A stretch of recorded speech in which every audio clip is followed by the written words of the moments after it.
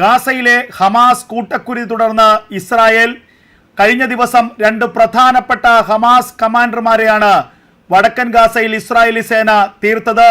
ഹമാസിന്റെ നുക്മ റെജിമെന്റിന്റെ കമാൻഡർ തലവനായ ഫെഹ്മി സാൽമിയാണ് കൊല്ലപ്പെട്ടവരിൽ പ്രധാനി. മറ്റൊരാൾ സലാ ദഹാം.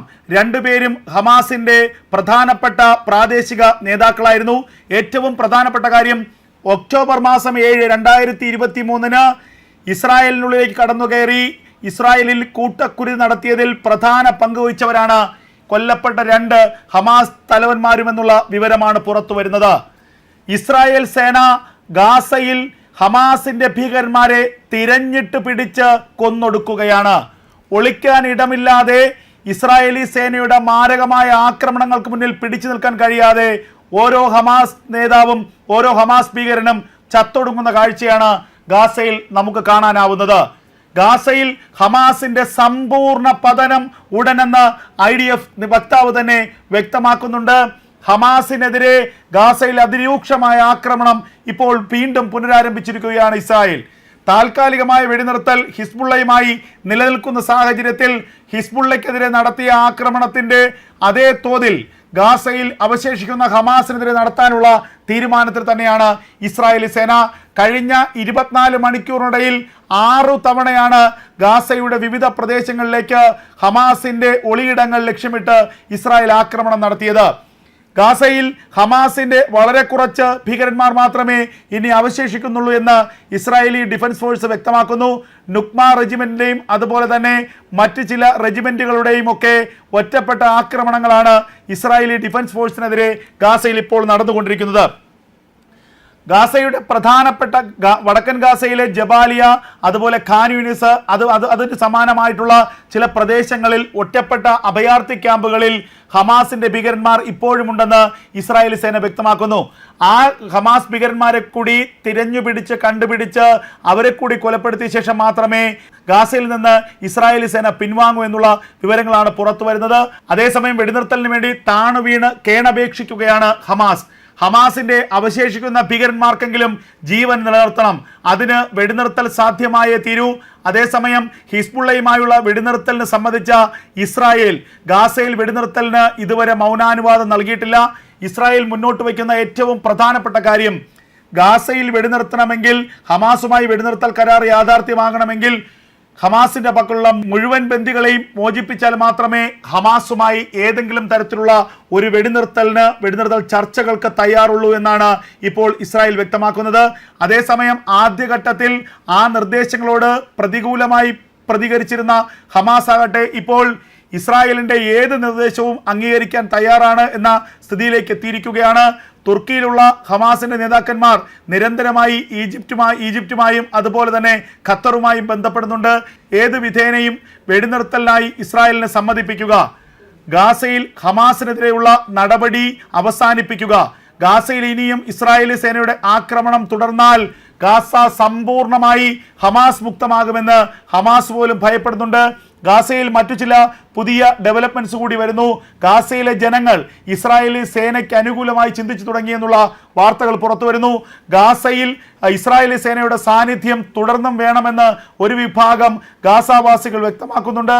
കാരണം ഹമാസിന്റെ ഭീകരത കൊണ്ട് പൊറുതിമുട്ടിയിരുന്ന അവർക്ക് ഇപ്പോൾ ഇസ്രായേലി സേന ഒരു ആശ്വാസമാണ് എന്ന സാഹചര്യമാണുള്ളത്.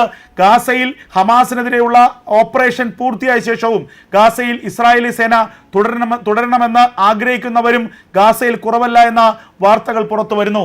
അതേസമയം അഭയാർത്ഥി ക്യാമ്പുകളിൽ ഒളിച്ചു കഴിയുന്ന ഹമാസ് ഭീകരന്മാരെ അവിടുത്തെ ജനങ്ങൾ തന്നെ ഒറ്റിക്കൊടുക്കുന്ന കാഴ്ചകളും ഗാസയിൽ കാണുന്നു എന്നുള്ളതാണ് ഏറ്റവും രസകരമായ കാര്യം. ഗാസയിലെ ജനങ്ങൾ തന്നെ വെറുത്തു തുടങ്ങിയിരിക്കുന്നു. ഹമാസ് എന്ന ഭീകര സംഘടനയുടെ സാന്നിധ്യം കൊണ്ട് മനസ്സമാധാനം നഷ്ടപ്പെട്ട് ജീവൻ നഷ്ടപ്പെട്ട വലിയൊരു ജനതയാണ് ഗാസയിലുള്ളത്. ഗാസയിലെ പാലസ്തീനികൾ തന്നെ ഹമാസിനെ ഒറ്റിക്കൊടുക്കുന്നു എന്നുള്ള വിവരങ്ങളും ഇപ്പോൾ അന്താരാഷ്ട്ര മാധ്യമങ്ങൾ തന്നെ പുറത്തുവിടുന്നുണ്ട്. സിറിയയിൽ ഒരു ഭാഗത്ത് ആക്രമണം തുടരുന്ന ഇസ്രായേലി സേന ഗാസയിൽ ഒരു കുറവും ആക്രമണത്തിന് വരുത്തിയിട്ടില്ല എന്നുള്ളതാണ് ഏറ്റവും പ്രധാനപ്പെട്ട കാര്യം. കഴിഞ്ഞ 24 മണിക്കൂറിനിടയിൽ 5 ഇടത്താണ് IDF ബോംബാക്രമണം നടത്തിയത്. ഗാസയിലെ വിവിധ പ്രദേശങ്ങളിൽ ഇപ്പോഴും ഒളിവിൽ കഴിയുന്ന അല്ലെങ്കിൽ ബങ്കറുകൾക്കുള്ളിൽ ഒളിവിൽ കഴിയുന്ന ഹമാസ് ഭീകരന്മാരെ തെരഞ്ഞു പിടിച്ച് കൊലപ്പെടുത്തുകയാണ് ഇസ്രായേലി സേന. ഏറ്റവും പ്രധാനപ്പെട്ട കാര്യം, ഒക്ടോബർ മാസം 7-ാം തീയതി ഇസ്രായേലിലേക്ക് കടന്നുകയറി വളരെ ഗുരുതരമായ രീതിയിൽ ആക്രമണം അഴിച്ചുവിട്ട ഹമാസ് ഭീകരന്മാരിൽ എല്ലാവരെക്കുറിച്ചും ഇസ്രായേലിന് വ്യക്തമായ ബോധ്യമുണ്ട്. അവരെക്കുറിച്ചുള്ള കൃത്യമായ ഡേറ്റ ഇസ്രായേലിൻ്റെ പക്കലുണ്ട്. അതുകൊണ്ട് തന്നെയാണ് ഗാസയിൽ എവിടെ ഒളിച്ചിരുന്നാലും, ഗാസയിൽ ഏത് കോണിൽ പോയി ഏത് മാളത്തിൽ പോയി ഒളിച്ചിരുന്നാലും ഹമാസിന്റെ ഭീകരന്മാരെ ഇസ്രായേലി സേന തെരഞ്ഞു പിടിച്ച് കണ്ടെത്തുന്നത്. ഒക്ടോബർ 7-ലെ കൂട്ടക്കൊലയ്ക്ക് ഉത്തരവാദികളായ ഒരു ഭീകരനെയും വെറുതെ വിടില്ലെന്ന് ബെഞ്ചമിൻ നെതന്യാഹു 1 വർഷം മുമ്പ് പറഞ്ഞിരുന്നു. പക്ഷേ ഇപ്പോൾ ഒരു കാര്യം വ്യക്തമാവുകയാണ്. ബെഞ്ചമിൻ നെതന്യാഹുവിന്റെ വാക്ക് വെറും വാക്കല്ല.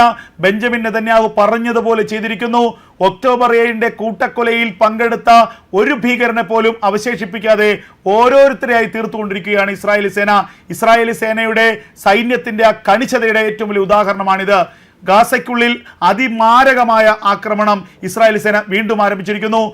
ഹിസ്ബുള്ളയുമായുള്ള വെടിനിർത്തലിന് ശേഷം ഹിസ്ബുള്ളയിലേക്ക് ഉണ്ടായിരുന്ന ആ ആക്രമണ പദ്ധതി അത് ഗാസയിൽ പ്രാവർത്തികമാക്കുകയാണ് ഇസ്രായേലി സേന ഇപ്പോൾ ചെയ്തുകൊണ്ടിരിക്കുന്നത്. ഗാസയുടെ പ്രധാനപ്പെട്ട വടക്കൻ ഗാസയിലെ ജബാലിയ, അതുപോലെ ഖാൻ യൂനിസ്, അതിന് സമാനമായിട്ടുള്ള ചില പ്രദേശങ്ങളിൽ ഒറ്റപ്പെട്ട അഭയാർത്ഥി ക്യാമ്പുകളിൽ ഹമാസിന്റെ ഭീകരന്മാർ ഇപ്പോഴുമുണ്ടെന്ന് ഇസ്രായേലി സേന വ്യക്തമാക്കുന്നു. ആ ഹമാസ് ഭീകരന്മാരെ കൂടി തിരഞ്ഞുപിടിച്ച് കണ്ടുപിടിച്ച് അവരെ കൂടി കൊലപ്പെടുത്തിയ ശേഷം മാത്രമേ ഗാസയിൽ നിന്ന് ഇസ്രായേലി സേന പിൻവാങ്ങൂ എന്നുള്ള വിവരങ്ങളാണ് പുറത്തു വരുന്നത്. അതേസമയം വെടിനിർത്തലിന് വേണ്ടി താണുവീണ് കേണപേക്ഷിക്കുകയാണ് ഹമാസ്. ഹമാസിന്റെ അവശേഷിക്കുന്ന ഭീകരന്മാർക്കെങ്കിലും ജീവൻ നിലനിർത്തണം. അതിന് വെടിനിർത്തൽ സാധ്യമായേ തീരൂ.